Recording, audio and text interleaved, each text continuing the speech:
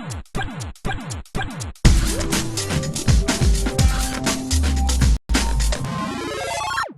everyone, and welcome to another edition of Start Select. Coming up on this week's show, we headed over to EA to talk to the developers of Crysis Warhead and Red Alert 3, but first we'll be putting Cooking Guide through its paces on the Nintendo DS. Hey everyone, and welcome to the CNET Kitchen. Today we're going to be using this new DS software. It's called Cooking Guide, and it's going to tell us how to make a perfect recipe. That's the plan anyway. I'm joined now, joining me as to my Delia Smith is Gordon Ramsey. Hello. Alex Asun-Kirby. So you're going to be cooking something the traditional way. Yes, I am going to be making some 4-minute mousse. 4-minute mousse from a recipe, actually Gordon Ramsay's recipe, as Exactly. available on Channel 4. Precisely. So this is the old... It's featured in the F word. This is still digital, but this is the old way of cooking. Exactly. And I'm going to be using this DS. Now the DS has got a number of recipes on it, but the one I'm going to be using is the banana brownie, an American recipe, and hopefully the DS is going to be taking me through every stage of the way. So it's going to be telling me what to do, when to do it, and hopefully we'll see how it turns out. At the end of it, we've got 3 people who are going to be judging it, Master Chef style. They're going to be telling us, hopefully without bias, One can but hope. Who they prefer, whose recipe they prefer. I'm quietly confident. So you think the mousse is going to take it? Oh yes. All right, so my brownie takes a little bit more preparation time. Alex is going to disappear. I am. Shortly. Come back. How is she, Luxor? Thank you. All right, and let's dive straight into it. So over here we have our ingredients. Fairly simple stuff, although it was quite difficult in central London finding certain elements of my recipe. So we've had to substitute certain things like cocoa powder for chocolate, but we'll see how we get on. So let's dive straight into it. I'm going to open up the DS now and go to the recipe.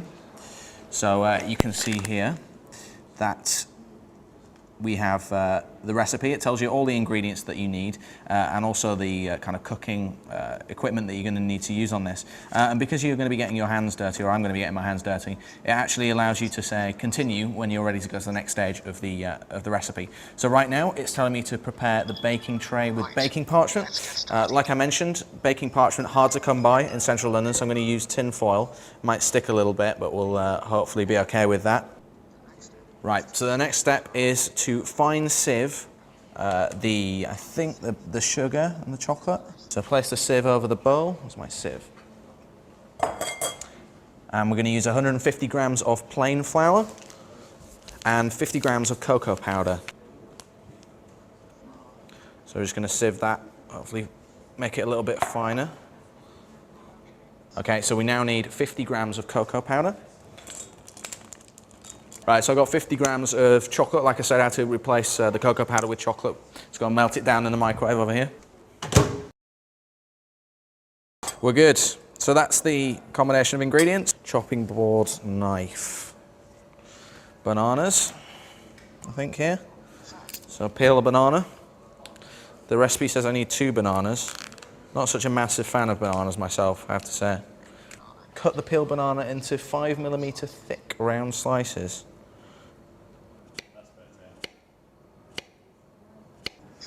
Now roughly chop up the walnuts. Now I slightly cheated here because I got walnut pieces from Marks & Spencer's excellent cookery department. Perfect. Now what, Mr. DS? Now's the time to preheat the oven. Let's go and stick this bad boy on. 170 there. So while that's heating up, we can go back and finish the rest of the recipe. So that's it. The oven's now on 170 degrees. The DS is telling me that's the end of the preparation, although it's telling me now to melt some butter. So let's keep going, see what it says next. So it says prepare a saucepan and a small bowl. Melt. So the DS doesn't tell you what amounts to use. It tells you at the beginning, or if you go to the ingredients list, that you need 3 eggs, but it just says put the eggs in. It doesn't say break 3 eggs. It doesn't remind you. So someone who may have just got all their eggs out of the kitchen, out of the fridge, might be a bit confused. That's a bit of a downside, I'd say, for this tool. But it says I need to break 3 eggs into here and then whisk them. Right. So it says now that if I add 100 grams of brown sugar, why do you taste so good? 100 grams. And whisk until the mixture starts to whiten. Is that right? Ooh. So this is the 3 eggs, which I was beating using a very small bowl. And now I'm just adding brown sugar, which the DS is telling me that it will turn into a whitish Mixture, although all I'm seeing is brown. Brown. All right, that's as mixed in as it's going to get. Add the melted chocolate.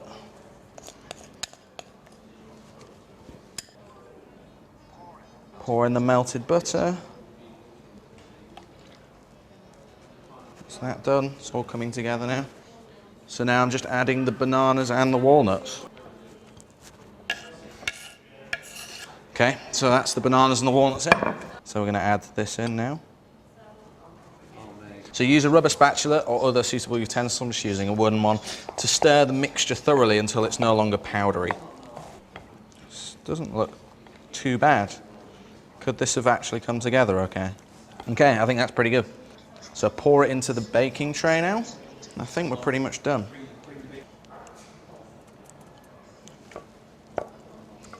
It looks quite banana-y. Put the baking tray in the oven and give it 30 minutes. And there's even a timer on the DS as well, so let's stick this in for half an hour, see how we get on. All right, so we're joined now by Alex, who's going to be showing us how he makes a chocolate mousse the traditional way. Yes, the exactly. Traditional way, the old Exactly, like, through recipe. the instruction of Mr. Gordon Ramsay. All right, so talk us through your ingredients. Okay, it's very, very simple. We have some double cream. We have some chocolate. We have some caster sugar. And lastly, we have an egg. And it's, well, you've got the, not lastly, you've got the Cointreau as well. Oh yes, there's also, how could I forget, the booze. And we also have some amaretti biscuits just to finish it off. We won't see them until very much later. Is that how you're planning to win this, with booze? Yep. It's an old trick. Booze and biscuits. Probably going to work. What could possibly go wrong? Well, your recipe looks a lot simpler than mine, has to be said. Yeah, I do try to aim for simplicity in these things. All right, so what's the first step? Okay, Mr. Ramsey. first step is to warm up this cream. Okay. And then mix in the chocolate. All right. Good to serve immediately then. Pretty much. You pour it into this nicely cooled dish, which is set over a nice amount of iced water. Now I need to add the rest of the cream. Okay. Can't argue with that. That is actually pretty good. Leave that for the time being and move on to the next stage, which according to Mr. Ramsey is, meanwhile, whisk the egg with a handheld beater. What you do to get the egg white without doing that is simply to crack the egg and then move the yolk from one half of the shell to the other. And as you can see, the white nicely dribbles out below. And so we have the sugar ready.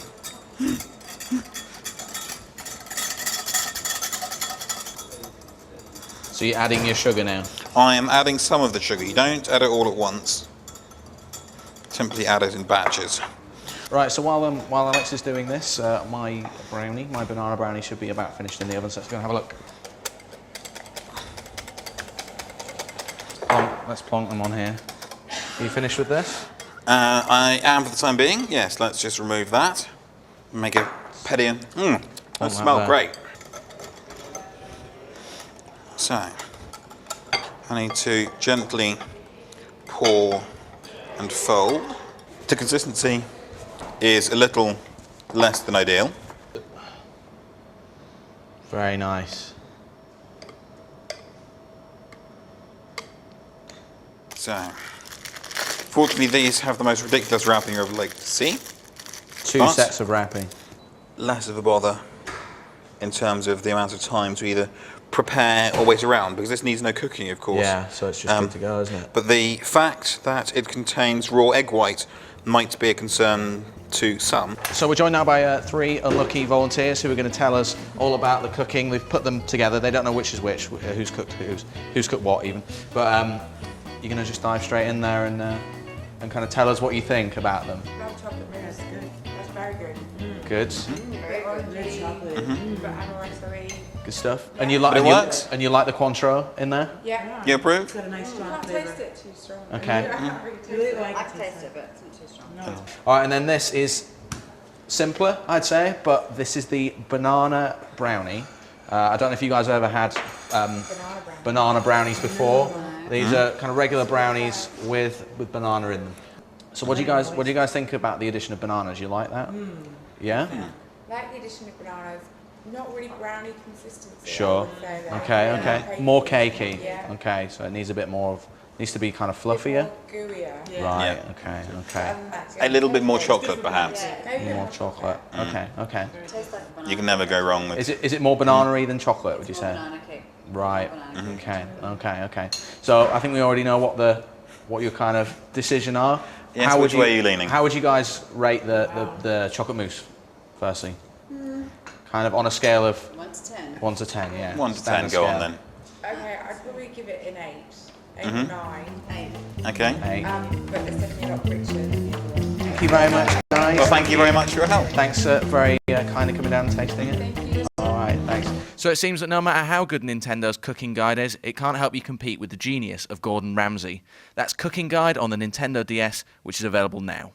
Hey guys, we're joined now by Ben O'Donnell, who's a producer at EA for the new game Crysis Warhead. Obviously going to fill in a little bit more of the universe that Crysis started off. So Ben, just give us a bit of a background about the game. How's it going to fill out the Crysis universe? Crysis Warhead is the next instalment of Crysis.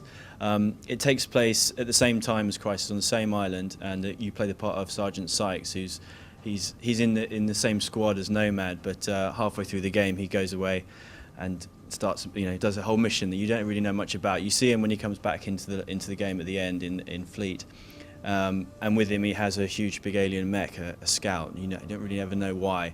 So Warhead actually fills in the gap of that storyline. So it's a parallel story to Crysis. He's going to have the same sort of abilities, the kind of things that people remember from the first Crysis. They're going to carry over into this game as well. He is the same squad as Nomad. I mean, they go in as a small sort of special ops force. I think it's about 4 of them, 4 or 5, initially in the first game. So, yeah, so he has the same suit, same nano suit. Very high spec guys, but obviously they get split up throughout the course of the game. So you'll see a lot of new stuff in Warhead, but obviously it's happening at the same time on the same island, part of the same squad. So very much in keeping with with Crysis. I just played through one of the early levels with the kind of vehicular combat and stuff. Tell us a little bit about more how that's been kind of expanded upon since the first game. With the first game, there was some bits we wanted to improve on. Especially towards the end of the game when people find themselves kind of like reined into a sort of jeep ride or whatever. So we wanted to show that Crytek can actually do the true open world gameplay which everyone loves from Crysis, and still incorporating the big bang moments that people see from any other of the big games at the moment, like Call of Duty 4. So that's something that we've really concentrated on. I mean, vehicles has always been a big thing. Open world, you've got to be able to get into any vehicle you want. We've improved the handling, improved the fact that you don't feel so vulnerable in vehicles anymore, and basically just trying to sort of prove that we can do the open world thing throughout the course of the entire game. It's it doesn't just have to be in certain areas. Still the same sort of kind of alien tech and involvement and alien elements to the storyline as well. Yeah, exactly. I mean, it's the same foe. I mean, you leave Nomad, and you do encounter aliens in this game as well. That's something again we've improved upon as well. I mean, some of the trooper aliens. I mean, we've tried to improve the AI for that, so it makes you feel like it's almost like you're fighting humans. We tried to make them feel more intelligent. Before they sort of felt like these kind of little guys running around, whereas now you feel like they've actually got some intelligence and they're making tactical moves against you and stuff like that. So the alien gameplay is a lot more fun as well. The original Crysis was released at the end of last year.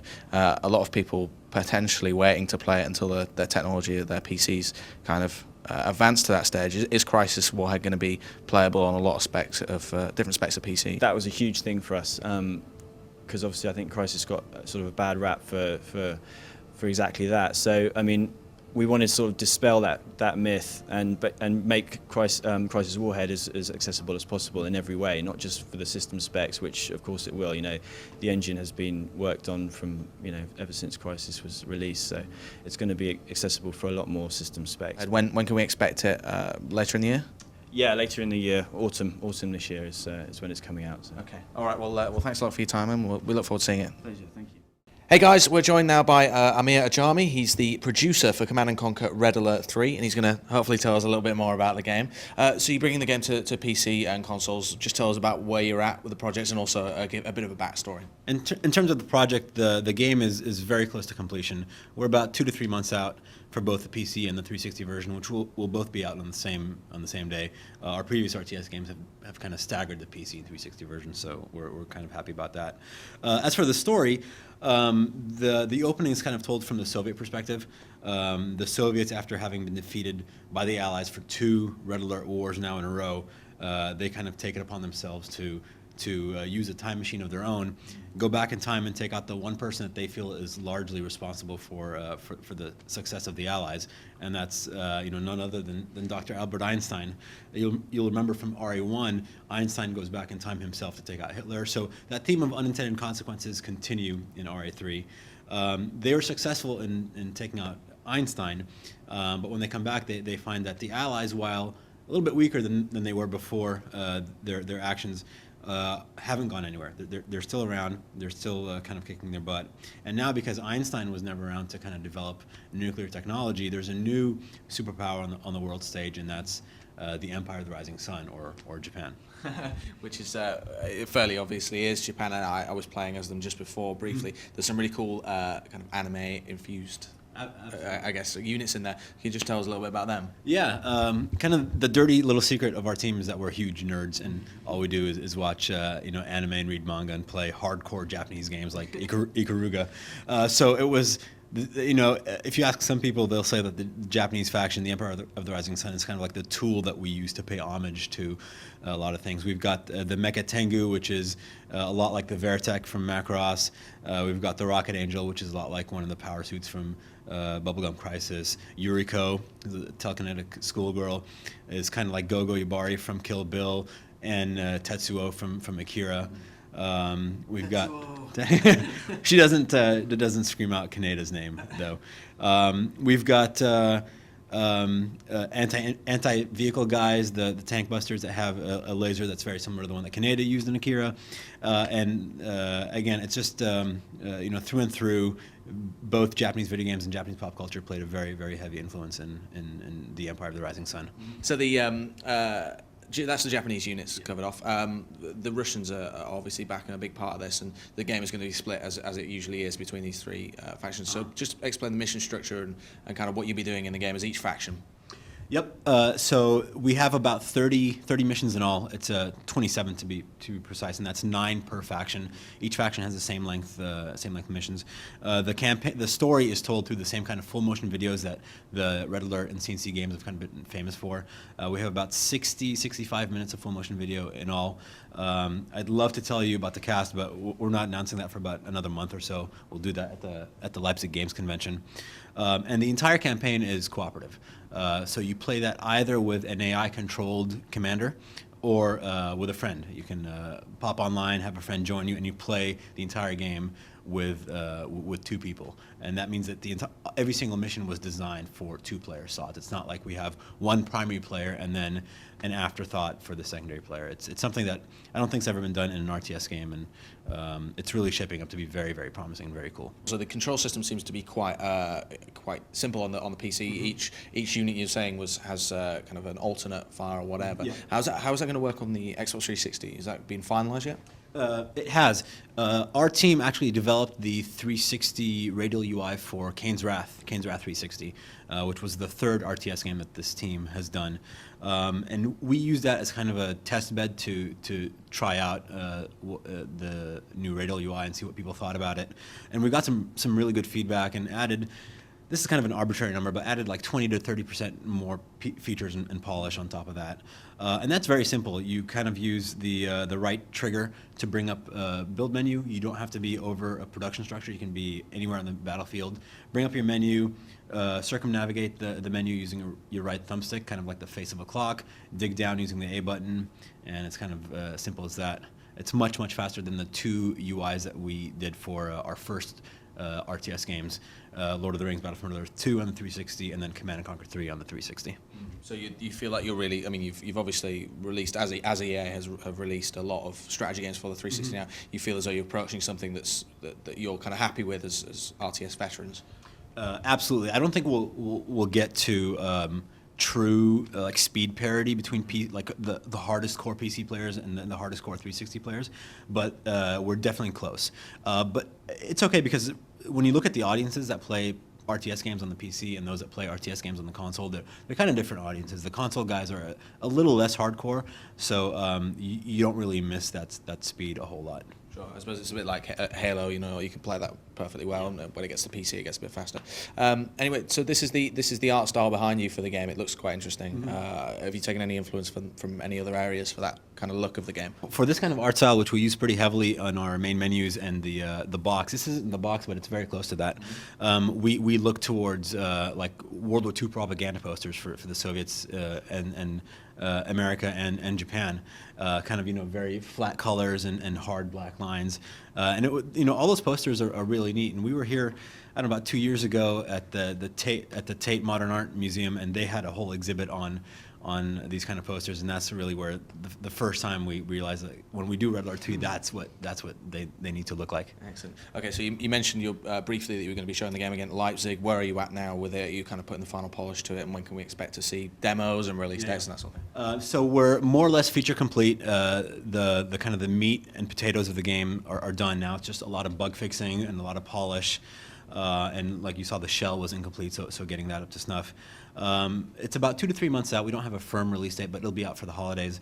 We're also doing a closed beta in the coming weeks, but we'll grow that out to a large number of people, especially those that I think pre-ordered Kane's Wrath for the PC. And then we'll probably do a demo for both PC and 360 closer to release. Okay. And you kind of tease us with the announcement of maybe a British cast member as well in Leipzig.